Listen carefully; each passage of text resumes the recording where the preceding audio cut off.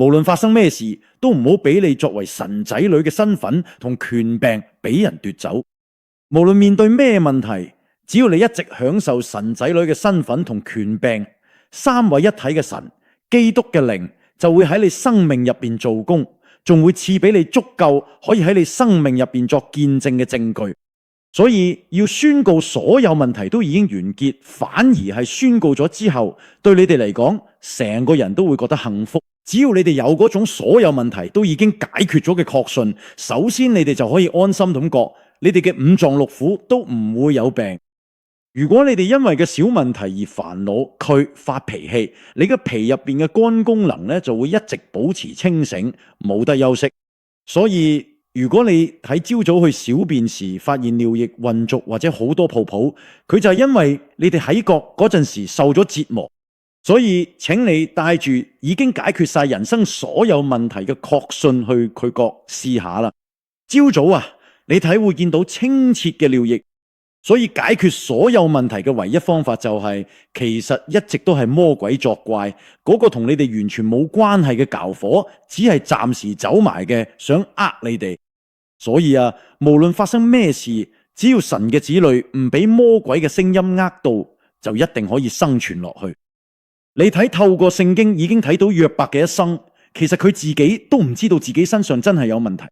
所以正如約伯記第3章25節所講，佢雖然咩都有，但係最後都迎嚟咗受苦嘅命運、被困嘅疾病嘅詛咒入邊。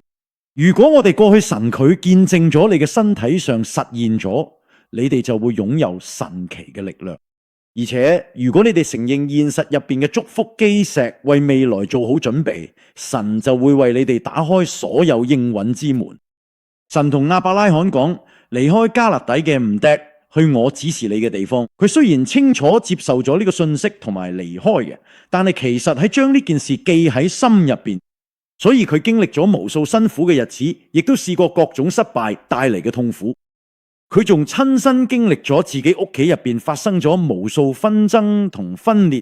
佢發現喺人生旅途上，自己成日做啲唔應該做啲事。所以亞伯拉罕正式起壇，呼求耶和華基督嘅名。由嗰陣開始，耶和華神嘅話語就臨到亞伯拉罕身上。真係喺經歷咗咁多失敗之後，唔好淨係將神嘅話語記喺心入邊，而係要由今日由而家開始銘記神嘅話語。咁你哋一個星期都會過得幸福平安，都會跟住嘅。為佢哋無論發生咩事，你睇都一定要領受聖靈充滿。我哋唯一需要向神求嘅，唯一一定要佢神道嚟到嘅，就只係一樣嘅，就係聖靈充滿。我哋有必須要領受嘅原因，因為直到地極，我哋都喺世界福音化嘅旅程上，所以神降臨一定要喺我嘅身上，聖靈充滿。冇錯，只有咁樣，你睇先可以成為擁有基督之名見證嘅見證人。真正嘗過基督呢個名字滋味嘅人，係可以超越一切嘅理由，任何唔滿埋怨都唔會生根。你哋去餐廳淨係會嘗到美味嘅嘢，大家仲會用 KakaoTalk 將資訊 send 俾所有攞過嘅人啊！而且如果你哋真係食到好味嘅嘢，就會攞住一定要請牧師都試下。有呢種睇法嘅人，證明你嘅生命已經有咗改變。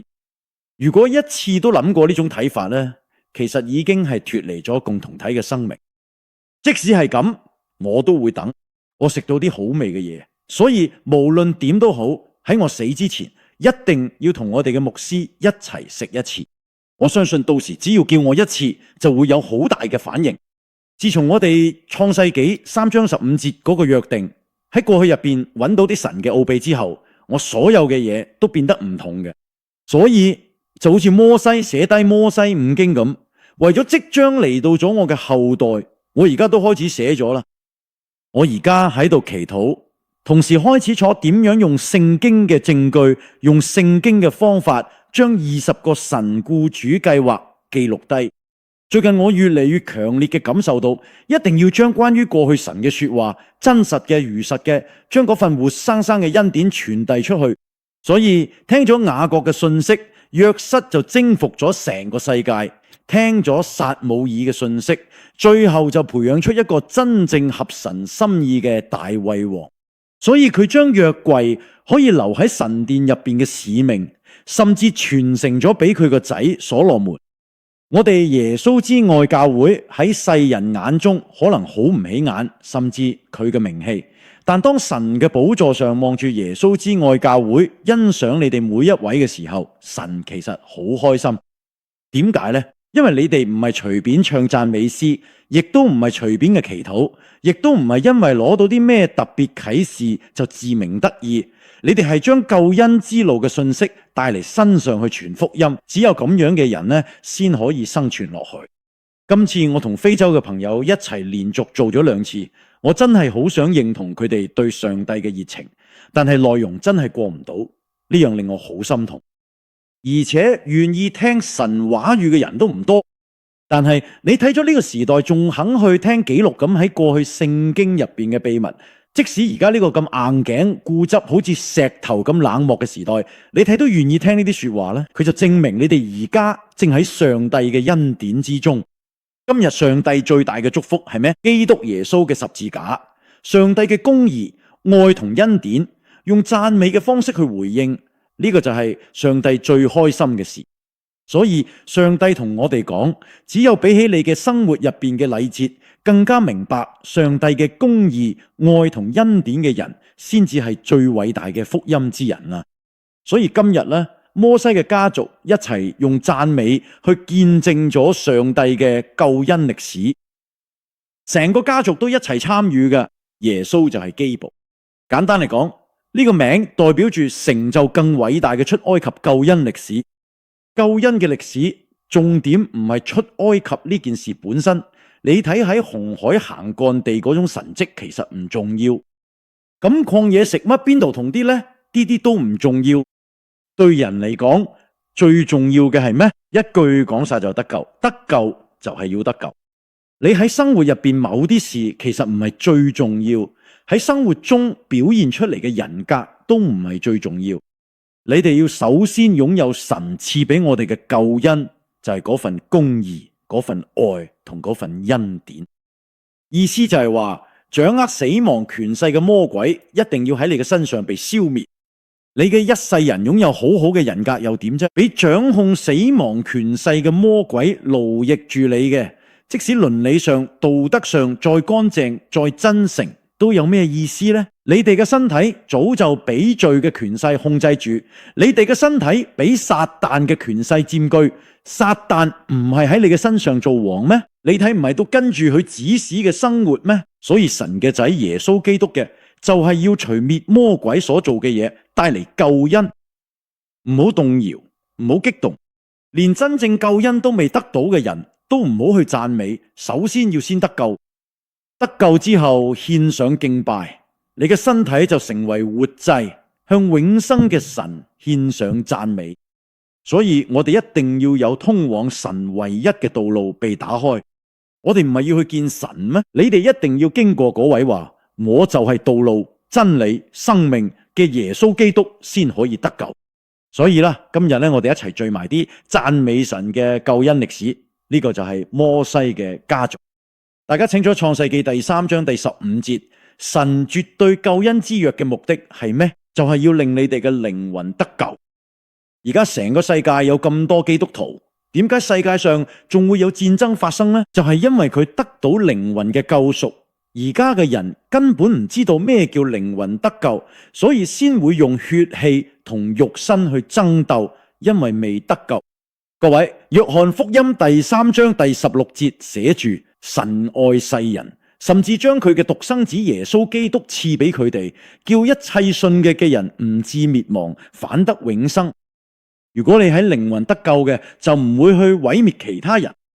如果你哋喺靈魂入邊充滿咗神嘅救恩、公義、愛同恩典，又點可能會去傷害其他人呢？點可能一邊講愛，一邊又去做殺人囚嘅罪行呢？呢樣嘢係唔可能發生嘅。而家啲人成日困咗呢個陷阱入邊，只係戴住面具嘅生活。所以約翰福音第3章第16節入面，傳道係咩意思啊？你人生嘅轉捩點就會諗，因為冇得到靈魂嘅救恩，所以即使喺教會度服侍，一旦心情唔啱，就可以隨時唔諗，就係呢種狀態，就係因為佢得到靈魂嘅救恩啊！如果得到咗靈魂嘅救恩，神深奧嘅公義就會喺你嘅身體入邊真真正正嘅活住同運行，所以喺呢啲人當中就會得到神嘅祝福。可以得到幾多呢？信嘅人必定會有呢啲神蹟隨住佢哋。跟住喺馬可福音第16章19至20節講到，寶座嘅祝福會流向嗰個人。所以神坐喺右邊，並且喺20節明確咁講嘅呢句說話，當你掌握咗傳道嘅時間表，人生嘅轉捩點睇到嗰陣，佢就會同你一齊做工。所以今日唔單止寶座嘅祝福同你哋一齊做工，神都會同你哋一齊行。呢個就係拯救靈魂。其實全世界嘅教會對拯救靈魂嘅解釋實在太過異端，太過邪門。佢哋嘅真正得到靈魂嘅拯救，反而強調咗其他嘅。佢哋成日都強調你哋生活入邊嗰啲禮儀之類嘅。點解要強調禮儀呢？因為關於靈魂得救嘅事變得好奇怪。如果話撒旦喺你嘅靈魂入邊做王，你哋唔會即刻警覺咩？如果掌握死亡權勢，喺撒旦用生活禮儀咁牽引你哋，會點樣？呢啲喺聖經入邊已經用神嘅聲音清楚記錄嘅。所以神所應許嘅創世記第3章第15節入邊，其實包含咗以賽亞書第9章第6節嘅內容。有一個小朋友為我哋而生，有一個仔賜俾咗我哋，喺膊頭上背住政權，佢個名叫奇妙策士、全能嘅神、永在之父、和平之君。意思就係話咧，呢位就喺度，你哋身上凡係得着靈魂救恩嘅人，體內都應該有呢位嘅品格。呢個就叫做救恩。呢件事真係幾咁感動人心啊！上帝竟然願意拯救好似我哋連垃圾都不如，注定被遺棄、命運坎坷、活喺詛咒入邊嘅人，仲願意同我一齊。呢啲點會唔令人感動啊？各位，平安之王賜俾你哋安息，賜俾你哋冇得好，將你哋嘅生活帶入恩典之中，向你哋展現神嘅愛。但係你睇，連自己所侍奉嘅教會都侍奉唔好，一次都冇真正嘅奉獻過，只顧住自私自利，活得好似你哋個老豆魔鬼咁，成日講大話，貪心又自私，咁算咩啊？我哋嘅神唔係已經應承年，佢自己都要介入我哋當中咩？以賽亞書第7章第14節，必有童女懷孕生子，要俾佢改名叫以馬內利。神要入到我哋身體，親自介入，呢個就係救恩啊！由而家開始，如果你哋不斷去體會呢個救恩嘅滋味，萬國嘅財富，只要你嘅需要，都會睇到你喺度；萬國嘅子女，只要你嘅需要，都會攞到你嘅身邊。只要你冇掛住神藏國同佢意義，咁就應承會將一切都加俾你嘅。所以喺摩西心入邊，女人嘅後裔彌賽亞基督以犧牲嘅方式深深刻住，神嘅羔羊為我獻上，成為祭品。所以摩西由頭到腳都俾逾越節浸透，逾越節永遠刻咗喺心入面。嗰啲我哋靠自己做唔到嘅事呢，當將羔羊嘅血塗喺門框同門楣上邊，所有詛咒同死亡都越過咗。出埃及嘅歷史就係咁樣開始嘅。女人後裔彌賽亞基督嘅寶血，神用佢哋血為我哋成就嘅人類靠自己做唔到嘅事。佢為我哋爭戰，為咗向我哋施展愛，用咁嘅血令我哋可以從死亡權勢中逾越。耶穌獨生嘅神為我犧牲，呢份恩典真係太大啦。所以當佢自己得救之後呢，即使以色列百姓喺40年入邊胡鬧搞事，佢都完全冇發脾氣。喺世上嘅唔信嘅人嘅嘢，你哋嘅行為可能會令人覺得好莫名其妙。救恩究竟有咩咁重要？有咩嘅必要呢？但係哥林多前書第1章第18節講十字架嘅道理，冇滅亡嘅人，佢哋真係好似好荒謬、好可笑。但係一旦得救，神嘅能力就會由嗰度開始顯現出嚟。各位，而家全世界嘅教會都喺度呼籲人哋要得救，呢種聲音聽落去幾咁荒謬，真係好似傻仔咁。喺 AI 時代、數碼時代講要得救，大家根本冇乜感覺。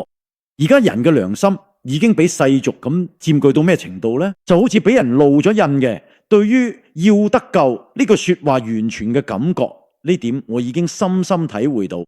但係其實得救呢個詞唔係其他意思，係預言入邊講基督嚟到世上要做嘅事，就係拯救。喺約翰一書第3章第8節度講到，佢毀滅嘅魔鬼嘅作為，令我哋可以得救。喺馬可福音第10章45節，淪為我哋成為咗贖罪主，等我哋可以從詛咒、災難同體制入邊得到自由同埋解放。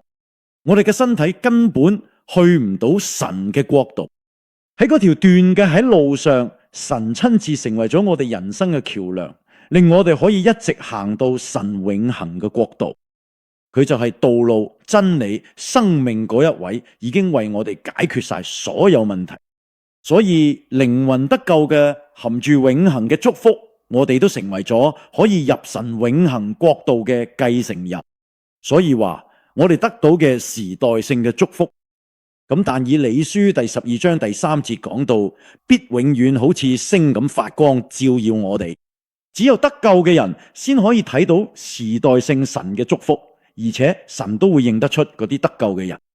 咁所以喺世上可以享受到真正祝福中嘅祝福係咩呢？就係得救。得救啊！我以前都係一個唔信主嘅人，生活之後先至得救。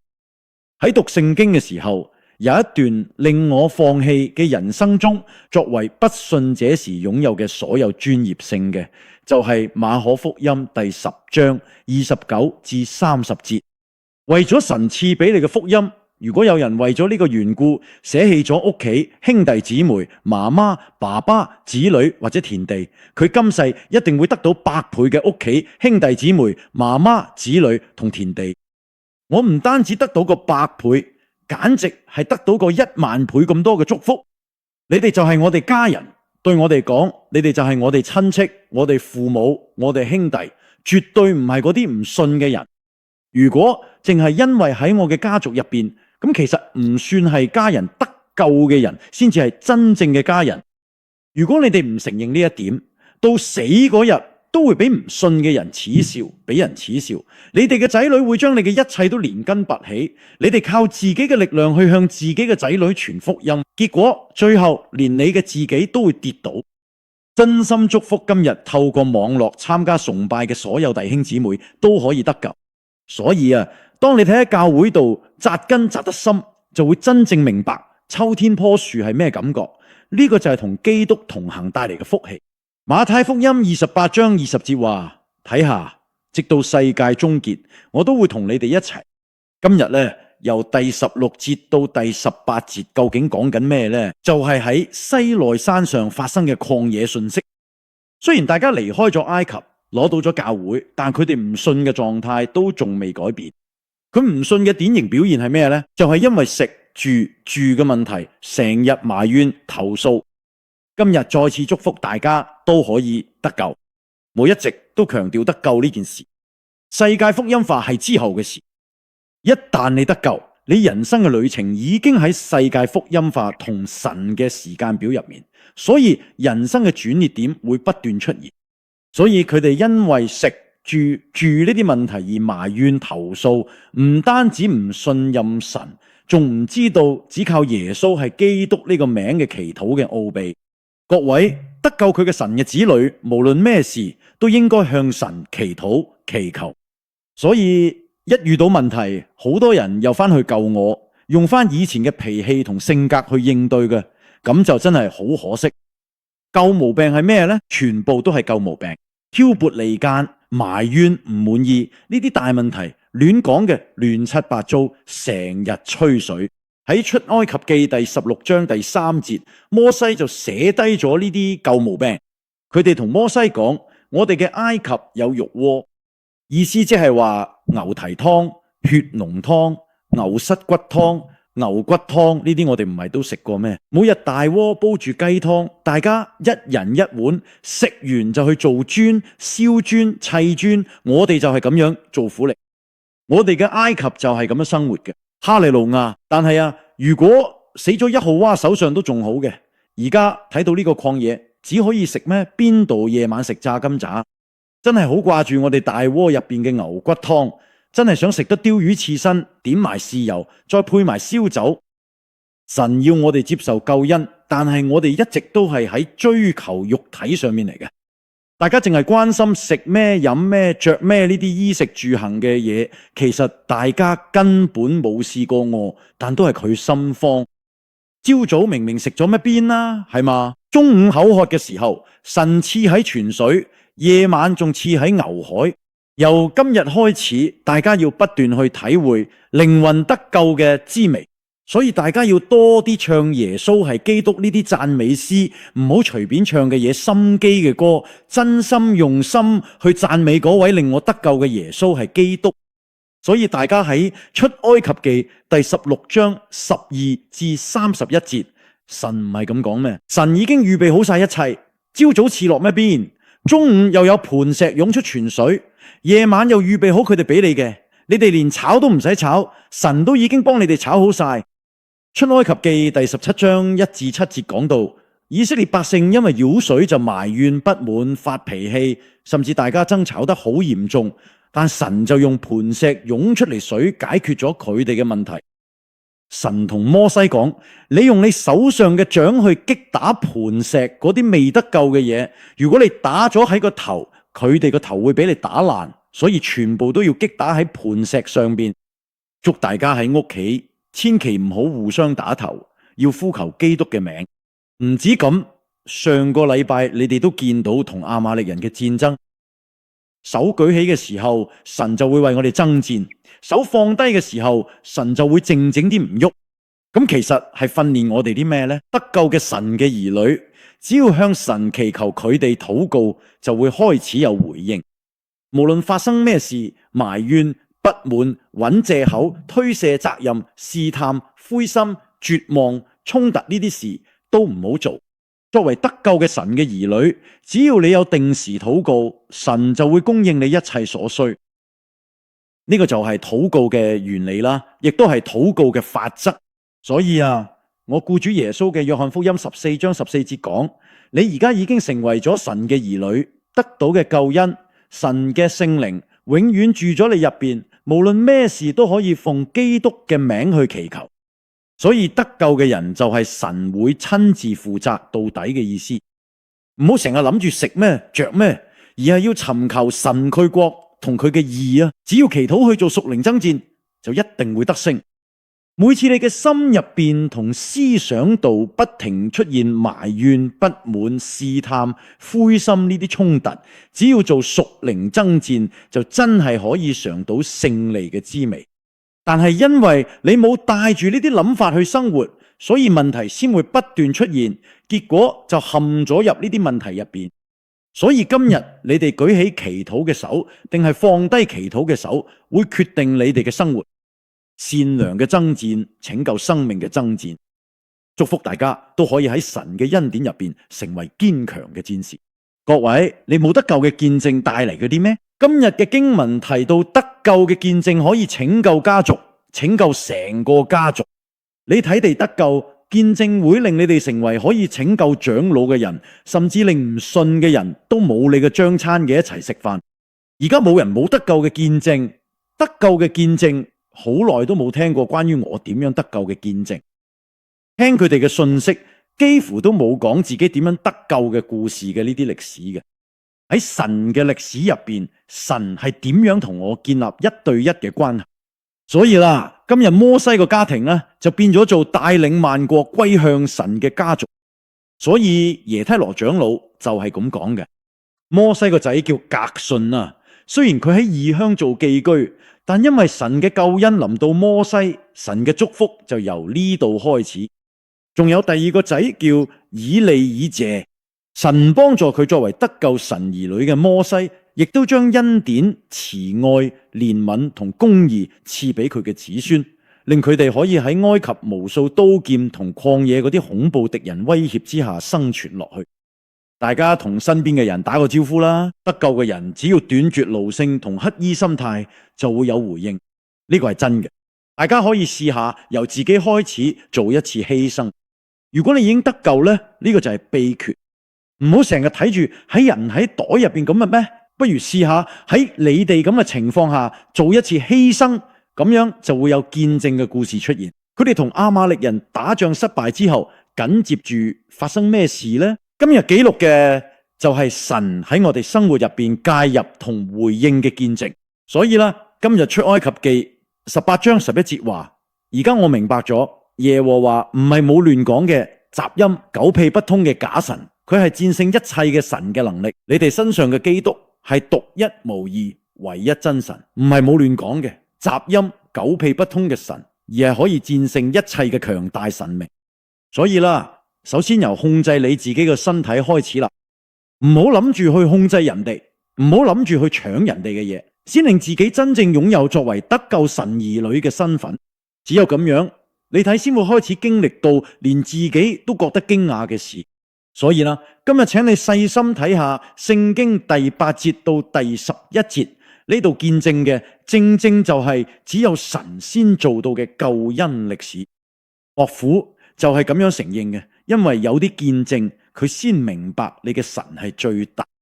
當你哋見證住喺你哋入邊嘅基督時，對方會覺得佢呢個比揾算命先生仲勁，所以佢哋先會承認你哋嘅神係偉大。摩西將創世紀12章3節入邊亞伯拉罕嘅信息喺自己身上實現咗，為你祝福嘅，我一定會賜福俾佢；咒詛你嘅，我一定會咒詛嘅。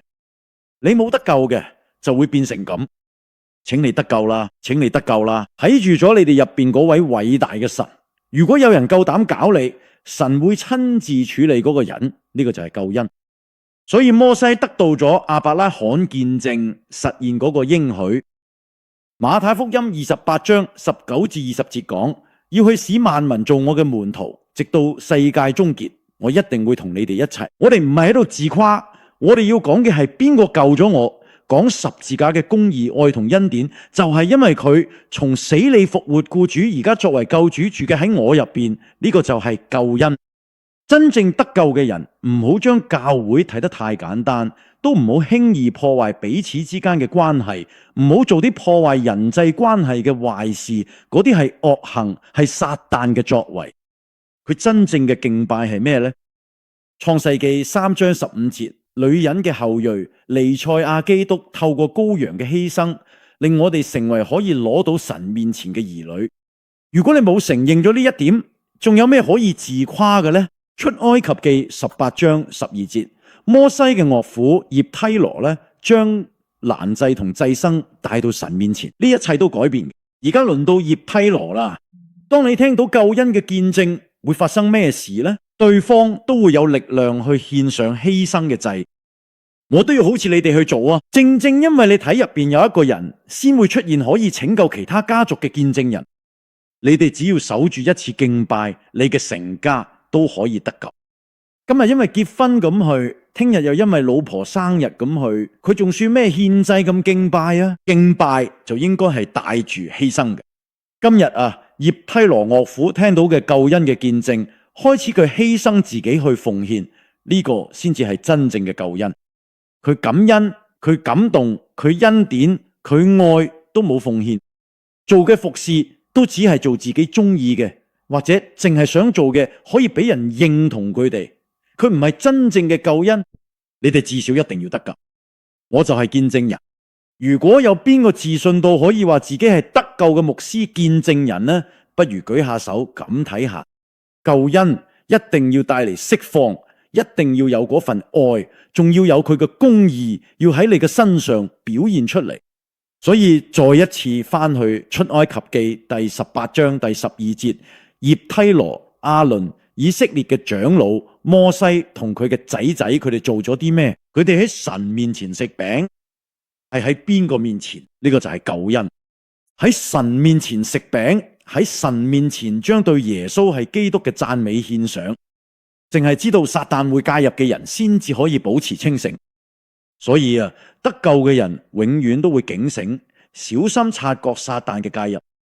撒旦會用咩方法介入到我身邊呢？一定要揾出嚟。大家睇下出埃及記第7章第13節，法老個心變得好硬啦，結果點？令佢哋唔聽話，就好似耶和華講嘢，使佢哋心硬。其實呢種心硬就係撒旦點樣喺你嘅身上介入嘅表現。